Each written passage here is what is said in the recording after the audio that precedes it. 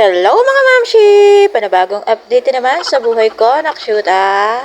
Ngayong araw mga mamshi, napag-isipan nga namin umuwi ng Marilao kahit nakakainitan. Meron nga lang akong importanteng bagay na kukunin sa Marilao kaya naman umuwi nga ako. Kaya naman Kanda, Babisal, Pampanga, paalam muna!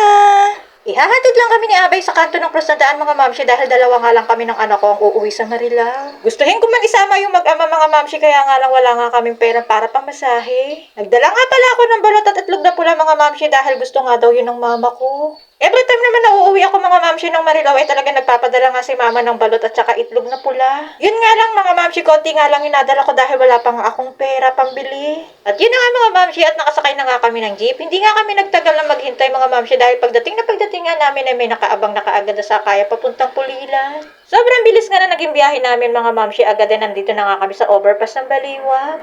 Mabuti na lang talaga at sa harap nga kami nakasakay ng bunso ko dahil kung sa loob pa nga kami ng jeep nakasakay at talaga namang sobrang init. Matagal-tagal na nga rin akong hindi nakakagala dito sa SM Baliwag mga mamshi. Siguro mga huling gala pa nga namin dito ay maliit pa nga yung bunso kong anak. Masyado kasing malayo sa amin mga mamshi yung SM Baliwag kaya naman bihirang-bihira nga lang kami nakakapunta dito.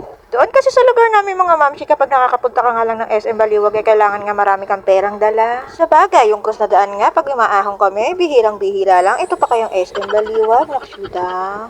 At ito na nga mga mamshi, pinakaayaw-ayaw ko every time nga nagbabiyahe ako ay yung maipit nga sa traffic. Pero okay lang mga mamshi naman traffic dahil nakakita nga ako ng magandang Bible verse na to. O diba mga mamshi, ang ganda talaga ng ibig sabihin. Sa sobrang tagal nga na naiipit kami sa traffic mga mamshi, ayan nga at medyo naiidlip na nga ako kahit kainitan talaga. Nakita ko na nga mga mamshi yung kalabaw dito sa Pulilan kaya ibig sabihin na papalapit na nga kami sa pupuntahan namin. At habang papalapit na nga kami mga mamshi ay pakabog na nga ng pakabog itong dibdib ko.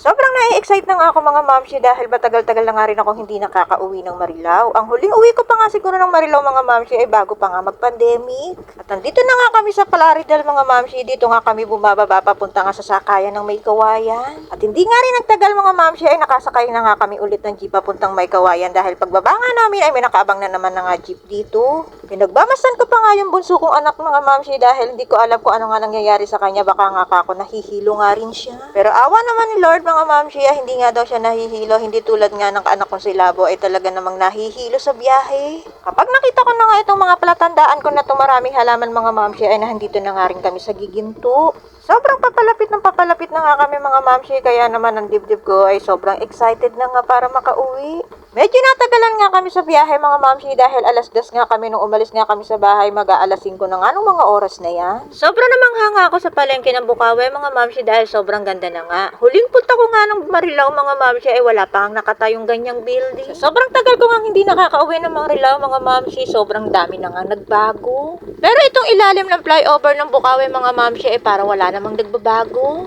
At itinuro ko pa nga sa bunso kong anak yung church na sinasambahan namin dati. Sobrang nakakamiss nga yung church na yan kaya nga lang sa sobrang tagal ko nga hindi nakakauwi ng Marilao, hindi na nga ako nakakatungtong sa church na yan. At itinuro ko nga rin sa bunso kong anak kung saan nag-aaral nga yung panganay kong anak na nag-aaral ng college. Mabuti na lang talaga at diyan nga nakapasok yung panganay kong anak dahil laking tipid ko nga dahil umuwi nga siya sa magulang ko. At tignan niyo naman mga mamshi yung ngiti ko, talaga namang halatang halata nga na natuwan-tuwa na ako dahil malapit na ako makauwi sa bahay namin. Sobrang natutuwa nga din ako dito sa palengke ng Tulay mga mamshi dahil talaga namang napakalaki na nga ng pinagbago. Dati kasi mga mamshi, dugyot nga yung palengke na yan pero ngayon nga mga mamshi ay parang palengke na ng mayayaman. Natandaan na nga to ng bunso ko mga mamshi kaya naman sinabi niya nga sa akin bakit hindi pa nga raw kami bumaba ng jeep. Ang sinabi ko na nga lang nasa SM Marilao na nga lang kami bababa. Tignan niyo naman yung bunso ko, palingalinga na nga, halatang excited na nga siyang bumaba ng jeep at para makauwi na nga kami sa bahay namin. At finally nga mga mare, nandito na nga kami sa SM Marilao. Congratulations! Safe kaming nakauwi sa Marilao. O siya mga mamsi, hanggang dito na lang. See you my next vlog!